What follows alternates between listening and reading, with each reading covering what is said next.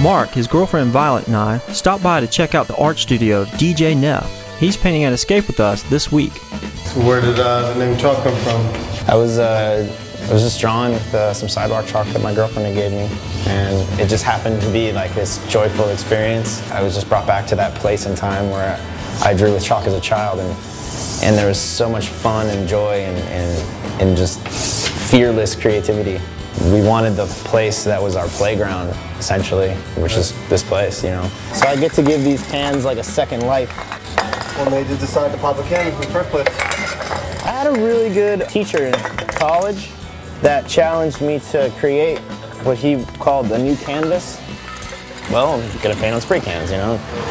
That was my deep thing, because I was in college, so. First, I didn't even know how to do it, so I popped it, and then I like sprayed the paint everywhere. It got all over my face. You know, it was this mess. And then as soon as all the paint was out, I cut it open, and you know, I used the bandsaw. I almost cut my finger off, of course. I cut it up the side and opened it up, and then I saw it, you know, and I saw this, you know, I saw it had this color and this texture and this everything, this life that was within it that I was like, I can't even draw on this. Like, this is perfect as it is. Yeah, it's pretty cool. And I just left it, and I just cut more, and I just had wanted more and more and more.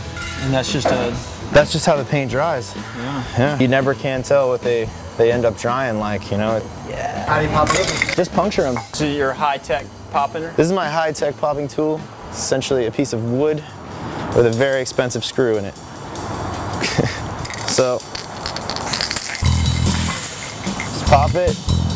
The purpose is completely in the act. And you only have a limited time to create it, because once the paint is out of the can, you can't really force it out of there anymore. All right, this has got a lot. This will be nice.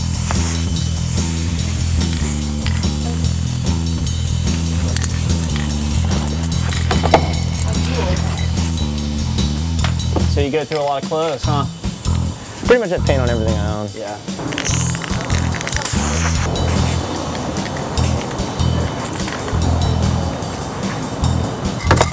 But it is pretty remarkable how much paint ends up being left in these cans that are thrown away.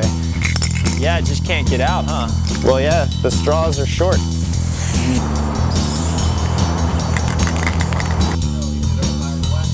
You can't be scared. That is the complete and honest truth, and that's the first rule. Doesn't take much to pierce those things, huh? It's cool how it now is going across the other layers. Yeah, it ends up creating some pretty neat texture. And sometimes it'll mix and sometimes it won't. I had no idea that there was this many different kinds of paint. Dude, I've seen weird paint. I've seen every kind of brand. And then you just got tons of them over here, huh? Look at this, the marble stuck to this one. Oh, red one.